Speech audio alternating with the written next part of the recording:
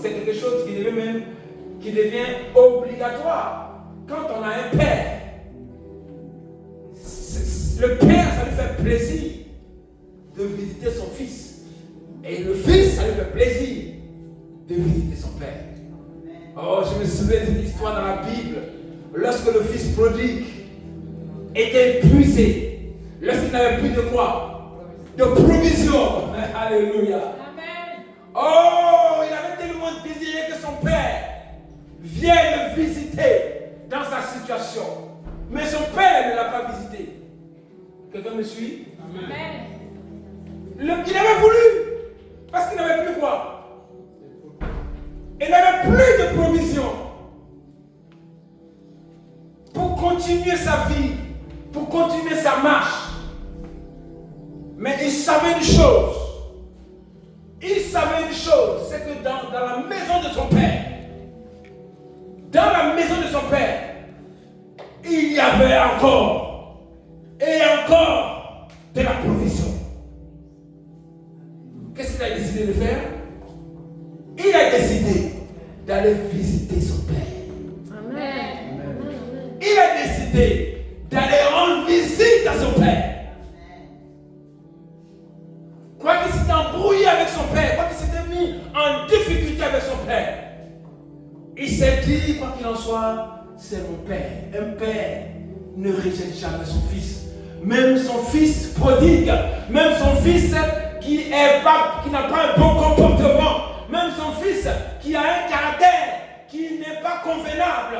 Mais, bien-aimé, que ton fils ait un caractère qui est convenable ou pas convenable, il reste ton fils. Amen.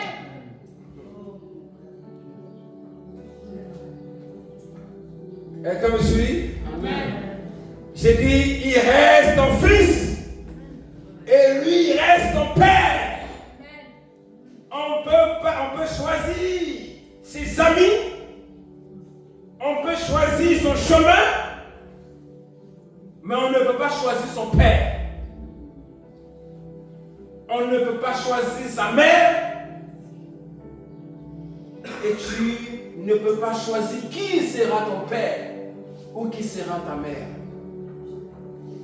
Mais je veux dire quelque chose à une personne, c'est que Dieu, le Seigneur nous l'a révélé dans sa parole. Il nous a dit dans sa parole que vous avez pour père le diable. Tu peux choisir. Il y a des personnes qui ont des parents et qui disent non, celui-là n'est plus comment? Mon père. Et je choisis comment? Un autre père.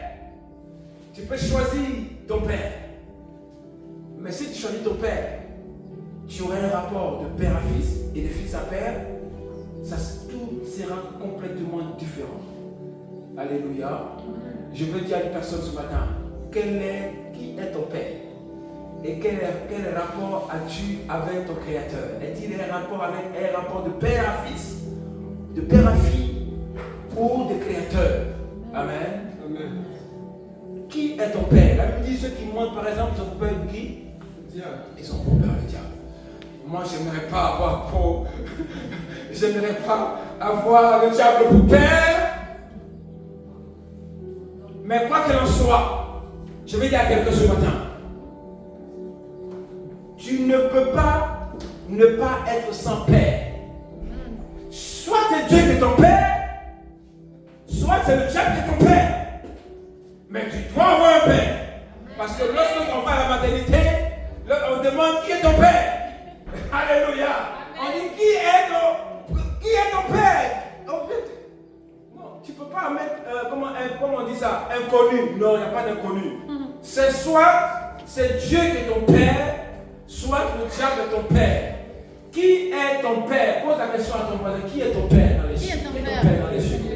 Notre Père qui est dans les cieux. Alléluia. Qui est ton père? Alléluia. Qui est ton père? Alléluia. Nous allons.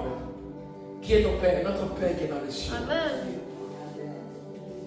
Notre Père céleste. Qui est ton Père céleste? Qui est ton Père céleste? Qui est ton Père céleste?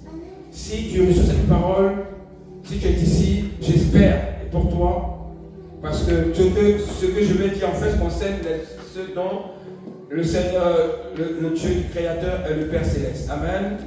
Cette parole ne te concerne pas parce que je n'ai pas de parole pour les personnes qui ont pour Père Céleste le diable. Je n'ai pas de parole pour eux. Amen. Amen.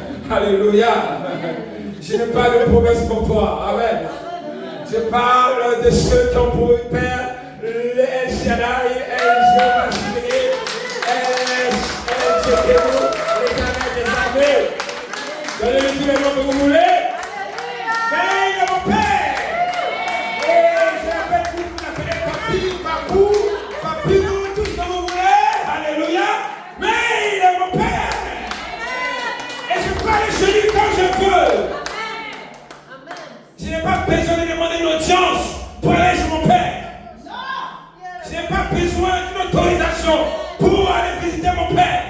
Et mon Père n'a pas besoin d'une autorisation pour venir me visiter. Est-ce que quelqu'un me suit? Mon Père a les clés de chez moi. Et moi j'ai les clés de chez mon Père. Alléluia. Est-ce que quelqu'un me suit? Je peux m'asseoir sur les genoux de mon Père comme je veux.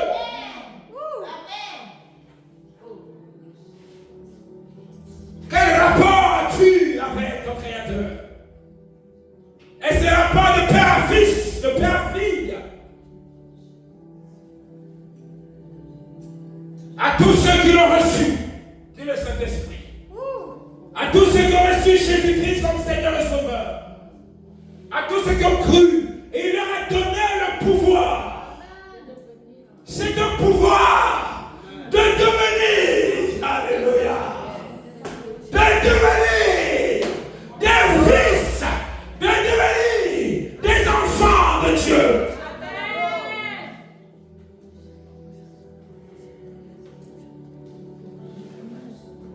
On n'a pas besoin de me supplier pour venir dans la maison de mon Père. Je suis dans la joie quand on me dit allons à la maison de mon Père. Oh!